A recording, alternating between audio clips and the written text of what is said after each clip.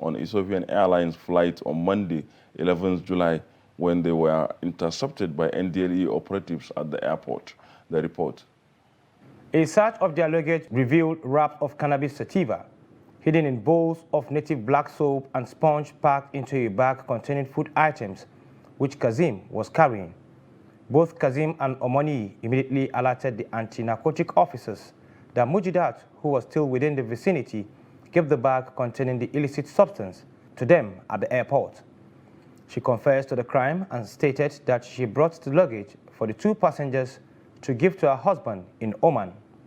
In Nasarawa State, NDLEA operative intercepted over 91 jumbo bags of cannabis weighing 1.295 kilograms concealed in a truck-mounted natural gas tank by Doma Road around 500 Housing Estate in Lafia.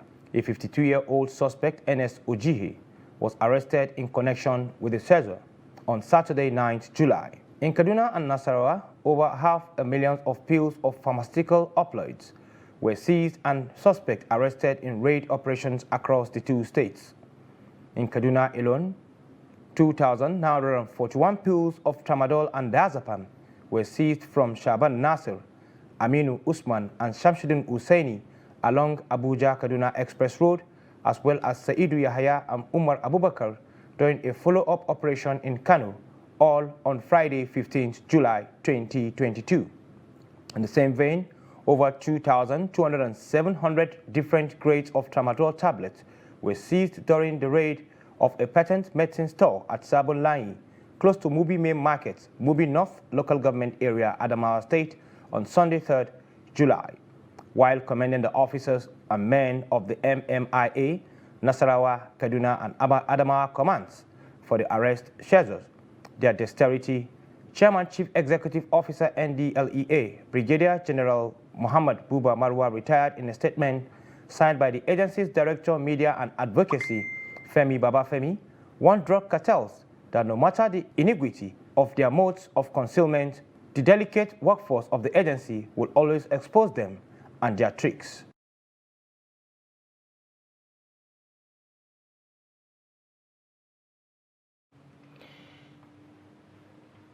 Stakeholders in Osun State are in agreement that the just concluded governorship elections in Osun State were credible. Trust TV's Hamido Igbade spoke to some political actors in the state. His report is presented from our studios. As early as 7 a.m. on Saturday, residents came out to partake in the election. Officials of the Independent National Electoral Commission and operatives of security agencies were also on hand to effectively midwife the political process. The electoral body continued to implement unique innovations that would make the elections more credible, including the deployment of bimodal voter accreditation system and the election results portal. The novelties introduced by INEC and the efficiency of officials of the commission have been commended by top personalities in the state. Well, you can see that this election, there's a massive turnout, appreciable turnout, reasonably, and that shows that the people are willing to vote, they're enthusiastic, and that makes the election credible. The atmosphere is peaceful. Nobody is being coerced or forced to vote particular party, particular interest. So that shows neutrality and that shows the encouragement of democracy. I commend INEC for a well-planned, well-laid-out procedure. Their personnel were here on time. They commenced this exercise on time, and so far they are doing very well. The Speaker of Osun State House of Assembly confirmed that the Beavers machine worked perfectly. It's impressive, highly impressive. It's like that of, there is a little bit improvement in the number, in the way and manner in which people, in which electorate turn out compared to that of 2018.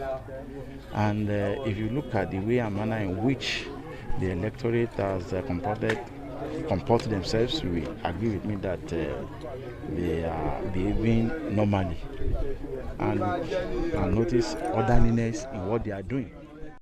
Former Minister of Defense, Mrs. Olushola Obada, also expressed satisfaction with the efforts of INEC to ensure credible election. I want to commend the officials, INEC, officials, even the security people who are around today, even the voters. Everything has been very orderly, and incredibly, the process has been very smooth, no hitches whatsoever, and it's surprising that this process adopted has quickened the voting episode, Election monitors had observed that during the elections, the bimodal voters accreditation system functioned properly in 92% of polling units.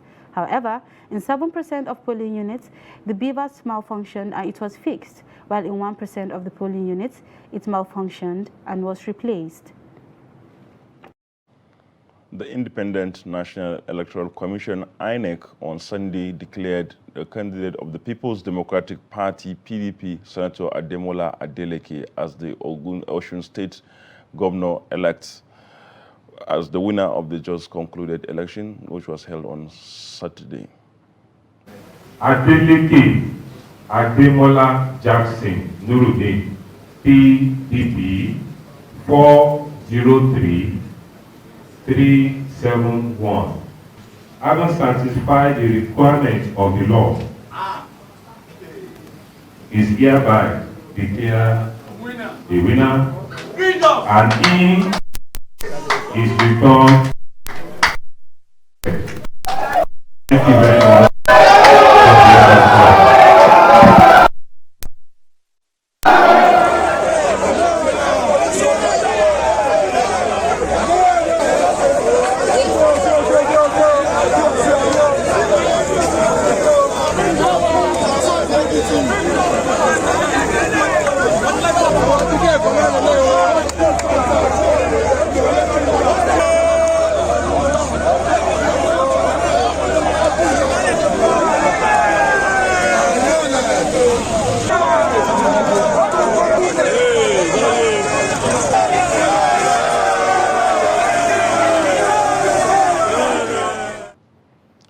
What's the import of the PDP's winning the Osun State governorship election, and how was the election conducted? We are going to discuss this, and with us in the studio is Trust TV's correspondent, Shafiu Suleiman, who covered the election in Oshobo. And then, of course, Mukhtar Suleiman, public affairs analyst, who was with us earlier to discuss the newspapers, is also still with us to discuss this issue. Let me start with Shafiu, who was on ground in Osun. How do you see the conduct of the election in general? Thank you very much, Abdulaziz, and good morning, viewers across the country and, of course, beyond. Just like you, rightly observed, and many people have said, the conduct of the Osun governorship election was generally peaceful, except for pockets of, incidences here and there. It was generally credible, fair, and of course the turnout was quite impressive. The conduct of the stakeholders, INEC, security agencies, and the voting population was also very commendable. INEC officials, were at the various polling units right on time. Unlike the previous experiences where you find out that INEC ad hoc officials, are not properly trained, to handle the conduct. This time around, they are there and they understand why they are there and understand also what they need to do. They did that, at the right time, and the election went on smoothly.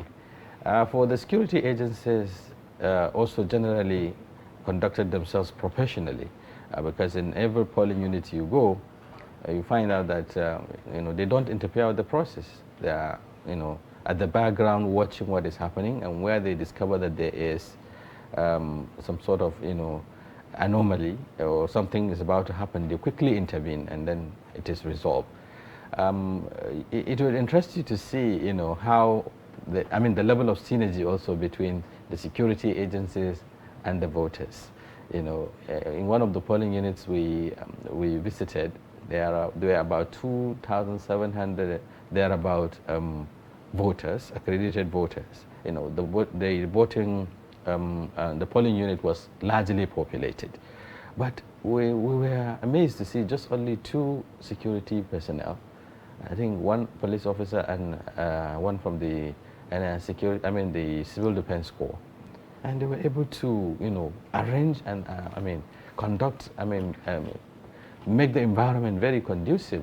They plan how the people would queue, you know, how they're going to, those that are about to vote, you know, would have to go through, you know, another separate line, and then they go and cast their votes, you know, without hitches.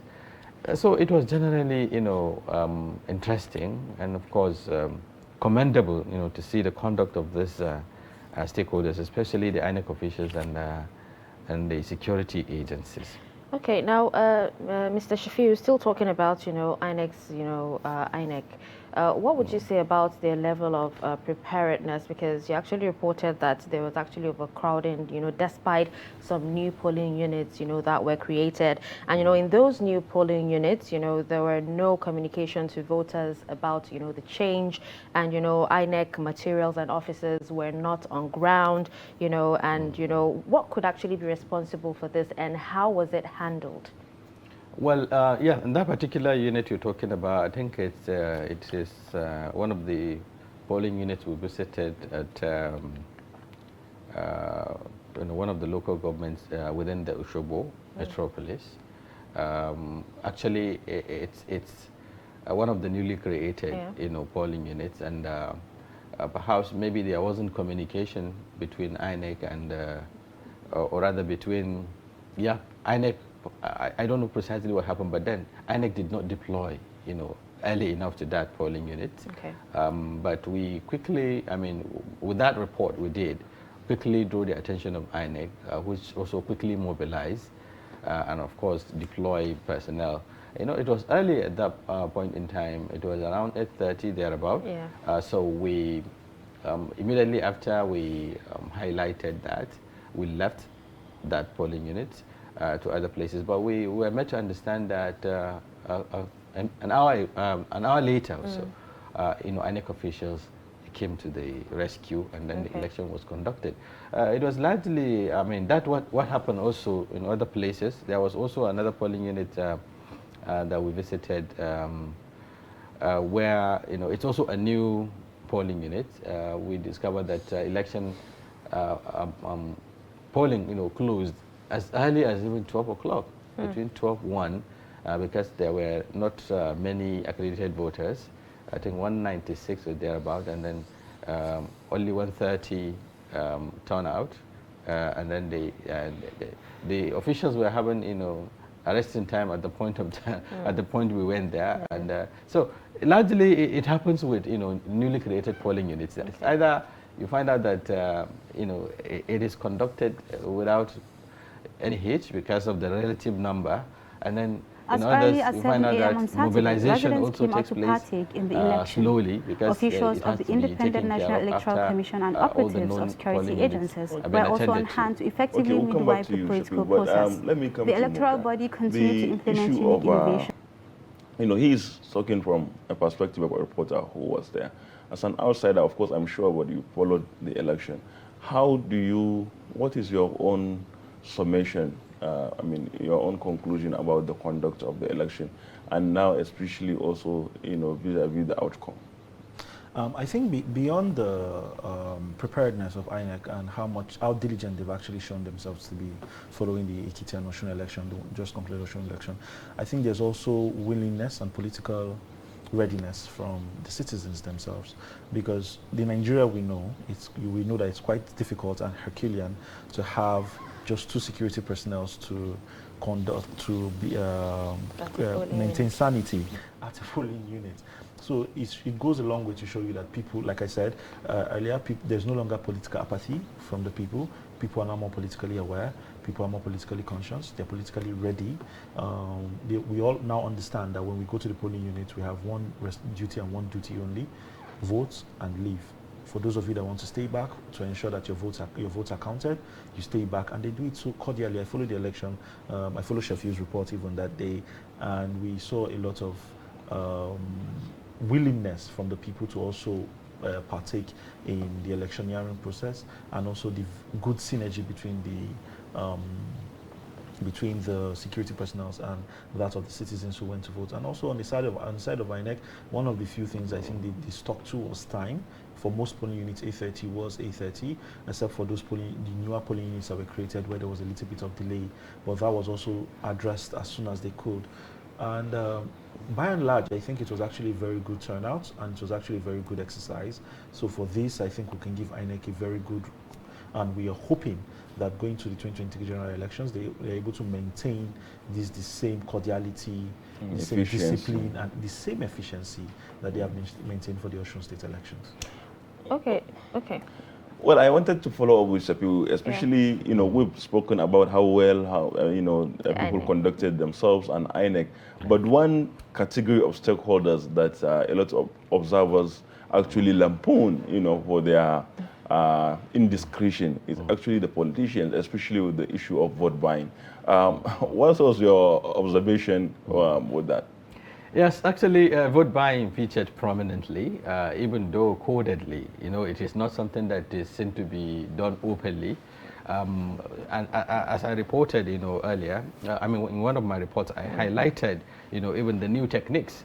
Because as INEC is improving, in its process of delivery and what have you, the political actors are also strategizing. They are looking at ways to evade, those checks and what have you. So now they go beyond, just giving people money, maybe in envelopes or something. They move to an extent where they ask for bank accounts and what have you. So they wire it into your account. Some use coupons, to achieve that. And then the voting is, the vote buying is even changing. The dynamic is changing. They are no longer, just buying the votes.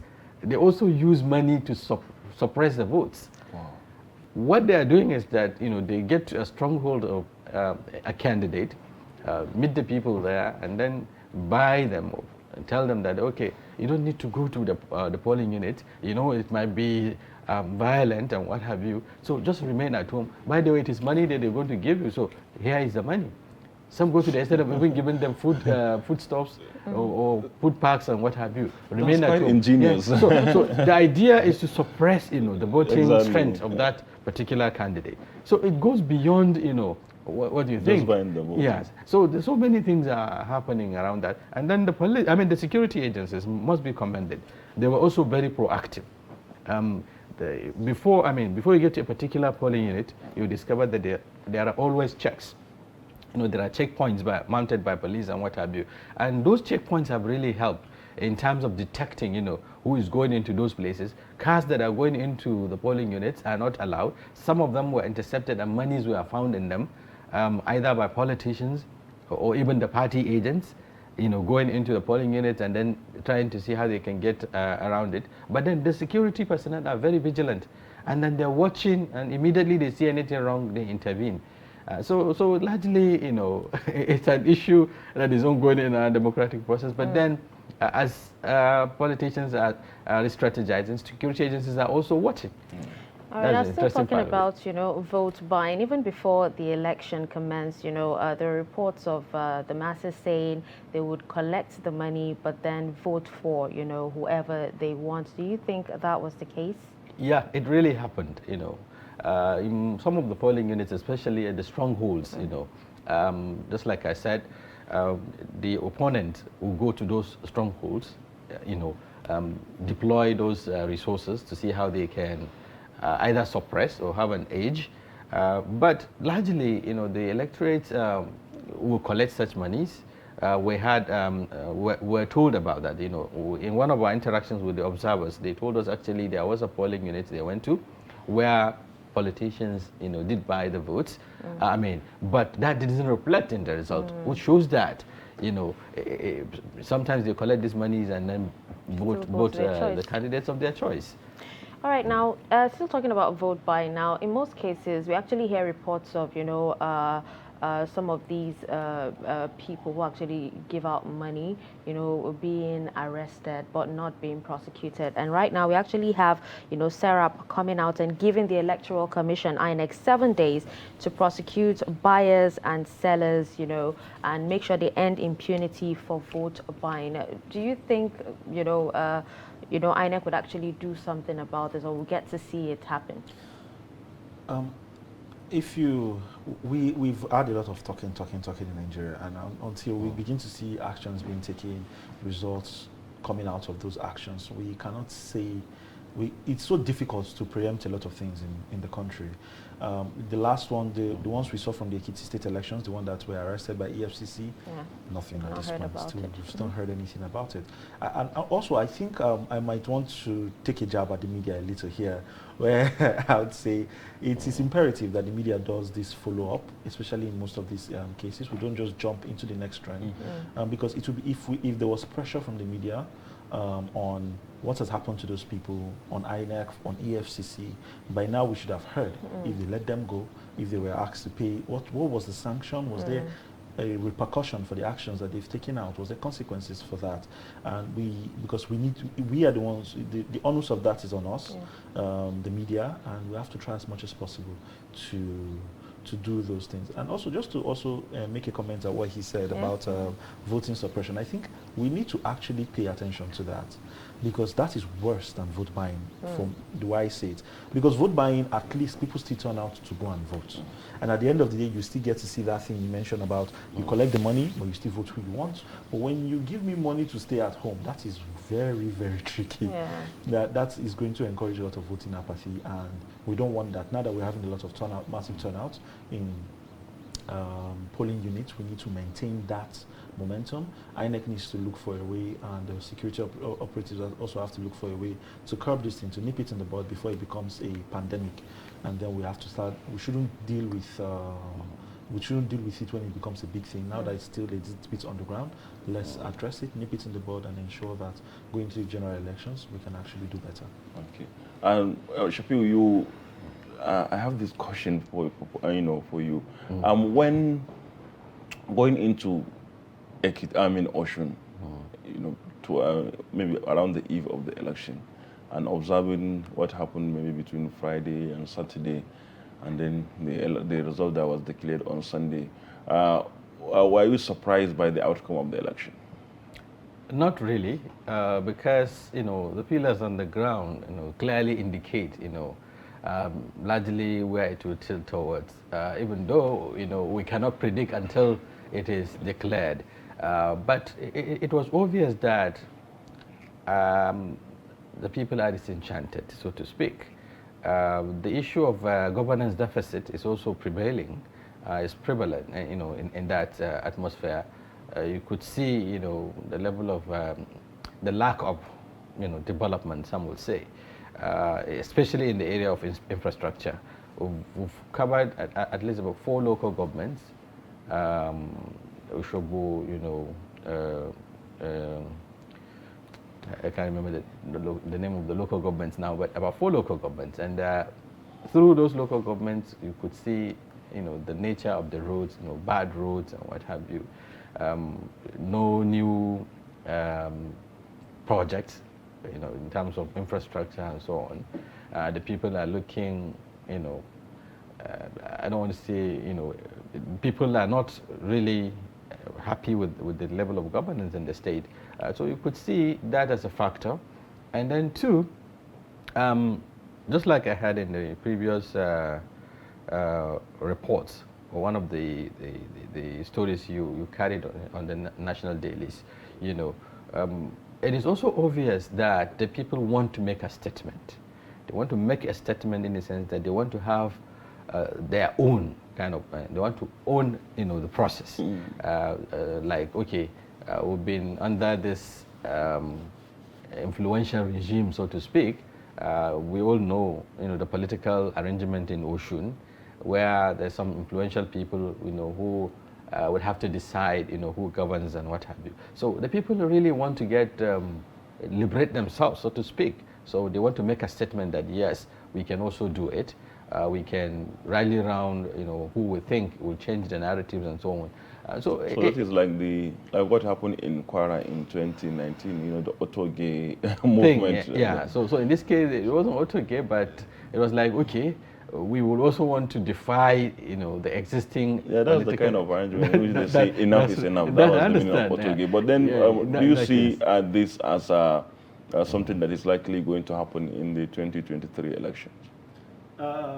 Yes, I think so, because we're seeing the realities of how things are now, and we are hoping, like I said earlier, we're really, really hoping that this momentum actually sticks. But the general elections is on a larger scale.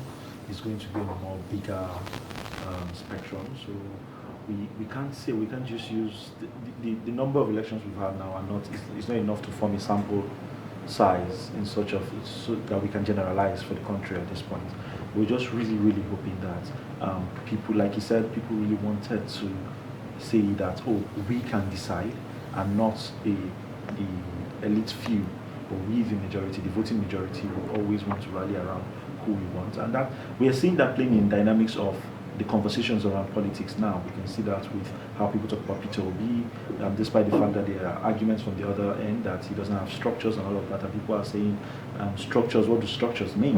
You can see the conversations going on Twitter, you can see the conversations going on even in your normal social setting, your normal social status, you see those things coming up. So we're really hoping that this momentum keeps up and people feel like their votes counted, and not as opposed to the former idea where people actually don't see that, And I usually tell people that the biggest lie that the election riggers have is the belief that your votes do not count.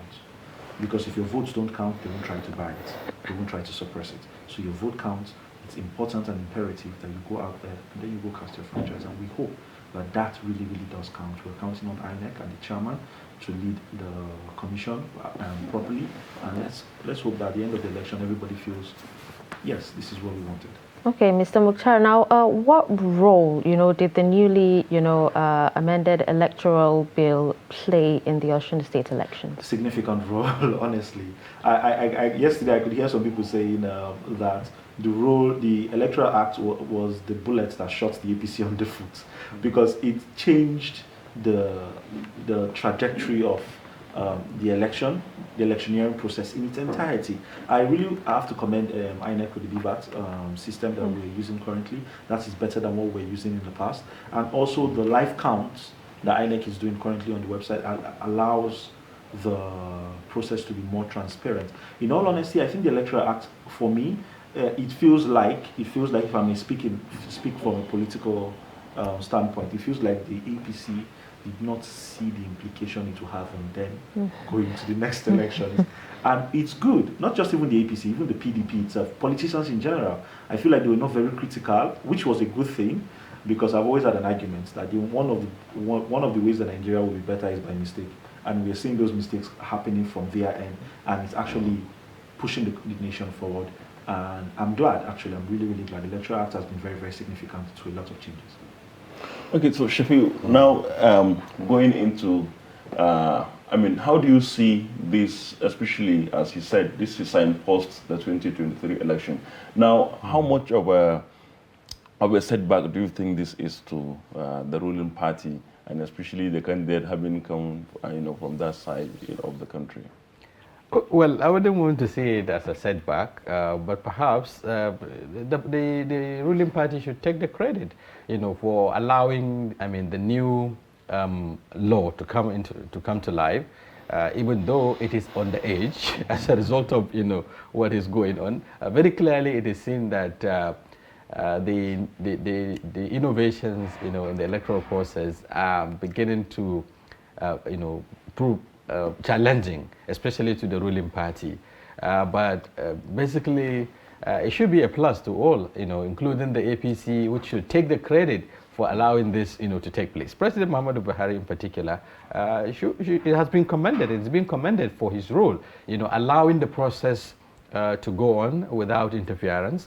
That has substantially, helped, in the credibility of the exercise itself. Take, for instance, what happened in Osun. It is absolutely, difficult for anybody to rig that election, because it is all, the outcome is being seen, relayed in real time. Everyone is following. You could see in the end, the returning officer, the governorship returning officer, Professor Ogudwipe, actually what he reeled out in terms of the numbers were the numbers that are on the portal. So people are following and they know the direction. It is difficult for anybody to want to rig the election.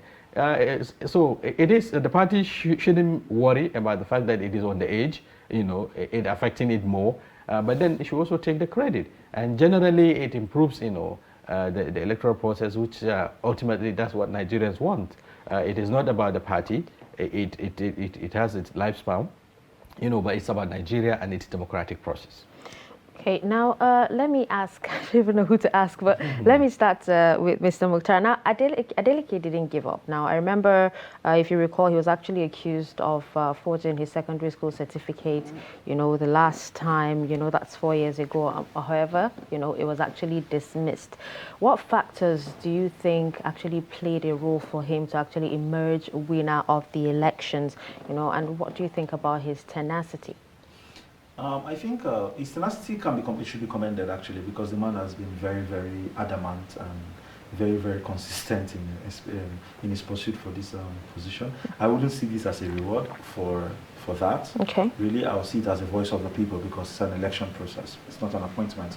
Also, with regard to the realities of how the elections turned out, especially in his favor, I think the internal struggles, the infighting, as Daily Trust put it on the cover of his paper today, actually affected Oyetola a lot, because the times he was supposed to spend trying to see how he could galvanize support for himself, he spent most of it in court.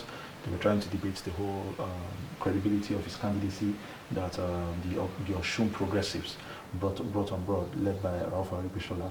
So I think that also affected him, the fight with his predecessor. Okay. And because if you look at the state post Aribishola and the 4 years he has spent, there was no infrastructure development. But in terms of the major issues that people were complaining about was payment of salaries, payment of pensions, and all that, which he tried as much as possible to address during his first 4 years. And if you look at them yesterday on channels, I think I saw the breakdown of how people voted, which we saw that between 18 to 35 were the people who voted for Adeleke, and the above 35 were the ones who voted mostly for Oyetola. That sort of gives you an insight of the youth the youth majority were the ones who voted for Adeleke. Those in civil service, those who the pensioners were the ones who voted, because they felt like, okay, this man has addressed our issues, but the youth did not feel his impact. The common man in the street did not feel his impact. The woman in the market did not feel his impact, and that was a part where he deterred. I think he didn't pay attention to that. He felt like if he had addressed these issues, it was enough. But it's not business as usual anymore. Those people between 18 to 35 are now getting their PVCs, they're now going out to vote. You also have to ensure, and I like that because it's keeping our politicians on their toes. It's making them understand that you do not have to address just one small demographic. You have to address everybody together. Okay, just a follow-up to what he said, Mr. Shafiu. Now, there's actually a report of an Edo State chieftain of the APC, John Mayaki, blaming the president for the party's defeat in, the Osun State election, saying he accused the president of negligent management of party activities and suicidal tolerance of anti-party activities within the ranks. Do you agree with him? Well, just like I said earlier, yes, it was obvious the fact that President Muhammadu Buhari did not intervene, yes, he should take part of the blame, the fact that the APC went to the poll with a divided house, which has affected it substantially. That is an aspect. He talked about the youth, factor, which was also very critical. Davido, who is a son, to the elected governor, has done a lot in terms of mobilizing the youth, so they go along that line.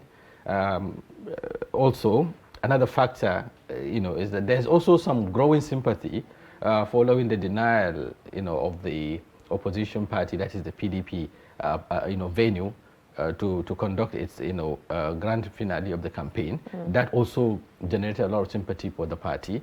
At the same time, we talked about the desire for the people to also take charge of the process. So a number of factors, played out, but prominently that infighting within the party in that state costed the victory. Remember, in fact, in February or so, Robert Orebishola did mention that, they exalted the party leader to the extent that he's beginning to think he is God, that he's daring God, that nobody should, God is God and nobody should compare himself, with that. And then he said, we swore to ridicule whoever think that is going to continue to load it on them, as he said. And you can see the reaction after the result was declared. He was actually referring to that this is what God has decreed, and nobody else can change it and whatever. So it was very obvious that face-off between Orebishola and Tinubu played a key role. And the fact that the party was unable to address it up to the time of the election, it costed the victory. Yeah, this is an issue that will continue to attract attention for the next few days or even weeks, especially as we said, it will rub on the the 2023 elections which we are facing. And thank you very much, Shafiu Suleiman, for these updates and for agreeing to be with us despite the stress of traveling to Osun. And thank you very much, Mukhtar Suleiman, for also staying back to discuss the topic along with Shafiu. And with this, we call out for a break, and the show continue after the break. Nigerians, elections are here again. Let us shun violence. Let us play the game according to the rules. Do not be a thug. Say no to violence. Let's rise and defeat violence, crime, and sabotage against the peace of our nation. Nigeria is the only country we have. We must do everything to keep it united. We must avoid any act that promotes hate and disintegration. Say no to separatist movement, terrorism, fake news, hate speech, religious bigotry, and any act that tends to divide us as a nation. Watch out for strange gatherings and suspicious movements. Restrict access to sensitive documents and data, the disclosure of which may damage national security. Educate your staff and family, particularly on measures to safeguard information and report security breaches. Apply relevant legal security guidelines to protect yourself and your neighbors. Due to misinformation and wrong choices, some idle persons resort to vices in their greed to get rich quick. They resort to kidnapping, killings for rituals, and other heinous crimes. Avoid wrong use of the social media. Before you broadcast that false message, think twice. Ask whether it will promote peace or violence. For safety at home, still be security conscious. Educate your household on safety tips. Report all suspicious movements and persons to the security agencies nearest to you. Be a good citizen. Be patriotic.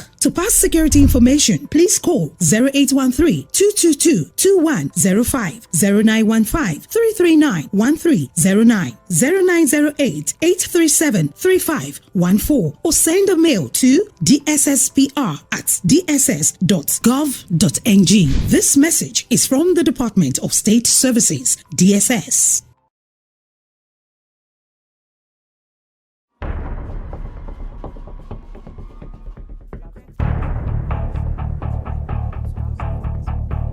2021-2022 Nigerian Professional Football League ended Sunday with Rivers United crowned as champions. Rivers capped their sterling all-round season-long performance with a 1-0 victory over Gombe United to finish with 77 points and a plus 34-goal aggregate. Expectedly, MFM, Kano Pillars, Heartland and Katsina United took the undignified steps of going to relegation, having finished 1, 2, 3 and 4 places from behind, dropping to the lower division of the Nigerian Football League. Now, our sports reporter, Adeni Ajishafe, joins us in the studio. Good morning, and thank you for joining us on Daybreak. Yes, thanks for having me. So, how do you see the league, this year? Well, the league this year actually very technical, very competitive. You just have to look at a lot of surprises that happened during the season.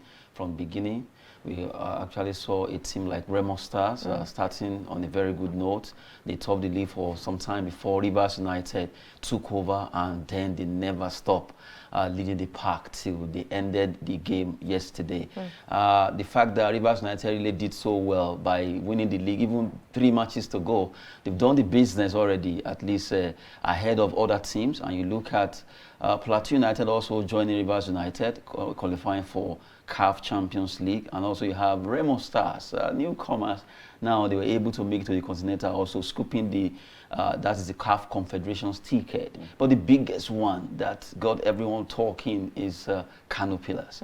Kano Pillars, if you look at Kano Pillars, they are like among the top, in fact, one of the biggest team in Nigeria. It's just like you look at English Premier League and you hear that maybe Arsenal or Man U or someone actually relegated. It's a shocking result. Although it started like a joke. A lot of issues here and there, having issues with Katsina United, Dakada FC, their former chairman having to assault one of the assistant ref rather, and that also added a lot of deduction in the point after the NFF, that Nigerian Football Federation disciplinary committee actually agreed that, okay, we will be deducting 3 points from Kano Pillars point. As at that time they were having 45, and now when they removed the 3, it remained 42. And even though they won their game against Shooting Star, it didn't save them. I am aware that Kano Pillars actually appealed the the penalty of a deduction of 3 points. But from the way it is, I think Court of Arbitration of Sports will be the one too, because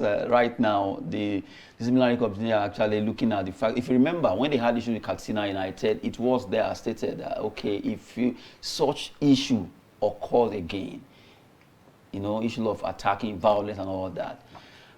And it still happened again, if you remember, their former chairman went, so that made the disciplinary committee to feel, okay, the best thing to do, let's make sure this thing stand.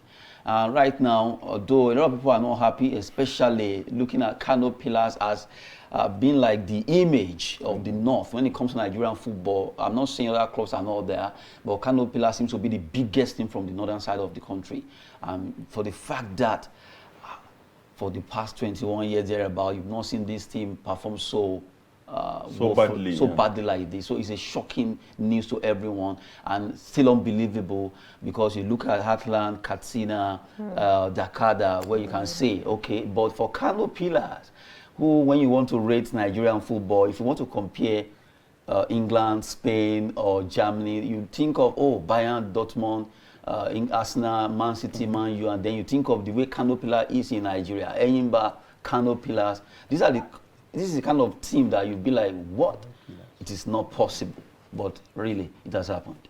Okay, why Pillars? Because even according to reports, Katsina United and Heartland, who finished 17th position, have already joined the relegated Kano Pillars and the MFM. Well, because, like I said, Kano Pillars, when you think football in the North, the first thing that comes to your mind, to be candid, is Kano Pillars. So when you think of England, I just try to give examples. Yeah. When you think of England, EPL, you go, Chelsea, Man U, Man City, Liverpool, and the Kano Pillars is in that kind of mold.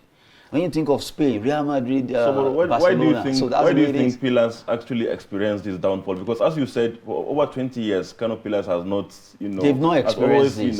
Yes. Well, I think it started from, number one, a lot of issues that they may not actually be open to a lot of people, because internally, I'm sure some things actually went wrong that wasn't actually released to the public. Maybe issue of signing players, the commitment of the player, the management, how they run the affairs of that club. You remember, it was just 3 or 4 matches to go that the former chairman was relieved of his job before Alhaji Galadima took over as acting. The deed has been done before he took over. Let's just be realistic here. The deed has been done. The performance has been kind of epileptic a bit, they will perform a bit, they will go down. They've not been that Kano pillar we used to know, where by now either they are second or fourth or third or fourth. This time around they were either 10th, 15th, 13th, before they fell down to 18, like that. And it has been very consistent, kind of not being able to be among the big boys that where they used to be. So consistency about their performance this season has not been, when it comes to good performance, it wasn't consistent. They've been, if you remember, there was a time they were sanctioned to Abuja here. They had to play some games in Abuja. Despite that, a lot of teams were able to play against Pillar, and that confidence was there against Pillar because the performance was not speaking for them. It was not really giving that fear that teams usually have whenever they play them. You understand? It's just like the way Man United was last season. So, Kano Pillar's performance this season, really to some extent, did not justify the fact that, okay, this team, they actually tried well. But if you look at it in all facets, a lot of things that actually make that particular Rolling Stone to gather more for them. But Adeni, apart from, you speak about the, the management issue, which of course, as you said, it may not be obvious, but it's also obvious. People know that. But then, the club had to play so many matches, home away from home. They were in Kaduna, I think, then in Katsina, and Abuja. Did that affect, the chances? Yes. If you look at it, they call them the same as Uganda boys. They have so many fans in Kano that support them. And when you play away, it's not as if you cannot win away, but that particular support that you get from your fans, and Kano Pillars, when it comes to fans or supporters club in Nigeria, you can doff your heart for them. They really support their team. They don't give up. They are always there to support their team, even if they go to Lagos. So they will still mobilize themselves. So not playing at home too really have a lot of effect. They move to Katsina, they move to Abuja. You can call it, in fact, Abuja seems to be like, okay, all the other things that are coming, see as, well, this is a free zone for us. Nobody is here. We are all equal here. This is not your home. We can do the business. Okay, just briefly before we actually wrap up, what about Lobby Stars? They actually had, relegation worries. That's your club that you want to support. They actually had relegation worries, but they still survived, despite Yeah, you look at Lobby Stars, Nasarawa United. These are teams from the North Central who you can call the, you look at them. In fact, Nasarawa actually, they were able to make it to 6th position. Lobby Stars also scaled through despite the fear that before the last game that was played on Sunday, because a lot of people were looking at, Lobby Stars, would they relegate? Just like the news of Kano Pillars, overshadow all the issues that have, when you have been able to look at other clubs. So then Lobby Stars too, they were able to scale through. Yes, they tried, at least the Aparaku boys, or maybe your top now, but really they did well, being able to manage to at least hang on to that MPFA, because that's where the big boys play. Okay, all right, we actually have to wrap up here. Thank you so much, Adeni Ajishafe, for speaking to us on this, on Daybreak today. Thank you very much. All right, so that was our sports reporter, Adeni Ajishafe. And with this, we actually come to the end of a Daybreak today. It was, we had a fun time hanging out with you. So, but we'll be back tomorrow, same time, same station on Trust TV. I remain Dashan Husseina Usman. Thanks for watching. Thank you for staying with us. I am Abdulaziz. See you tomorrow.